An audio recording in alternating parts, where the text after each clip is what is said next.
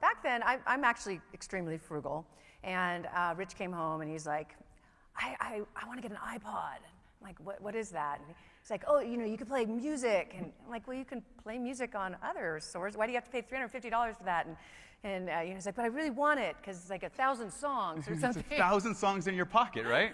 You can't go wrong with that. I had to have it. Anyway, Rich is an early adopter. A lot of times it makes no sense to me and I don't understand it.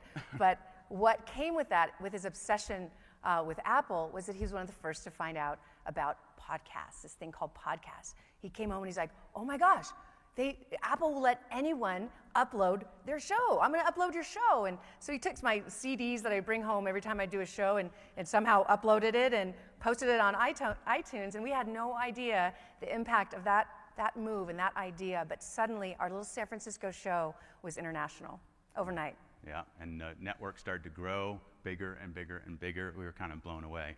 So Kathy was going all over the country, meeting with property managers, meeting with affiliates, people with properties, turnkey operators, looking at projects. And my official title back then was Chief Support Guy. So I was the chief support guy. Whatever she needed, I would get to for her. So I built our first few websites. Look at that fancy 2005 website. This website was awesome, by the way. That awesome logo even says blog coming soon. So pretty awesome. And then my younger brother was working at a company called WebEx, and he told us about this new technology where you could actually share your screen with people around the world. It was absolutely amazing back in 2006. So we turned from teleseminars into these things called webinars. And that opened it up. We could share our screens. We could have affiliates come on, share property, show performance. So and then the network started to grow bigger and bigger. So what we learned from this is that being an early adopter these days is not only important, it's absolutely critical.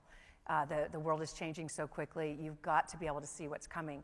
And thankfully, Rich is really good at that with technology, and that is what I love to do with real estate, is to just really be able to see what's coming and try to forecast that. Yeah, get ahead of the trend. Get ahead of it. So Professor Dees is this great one here. He says, entrepreneurs have a mindset that sees the possibilities rather than the problems created by change. So I think that's important for all of us to take that lesson in, look for the possibilities.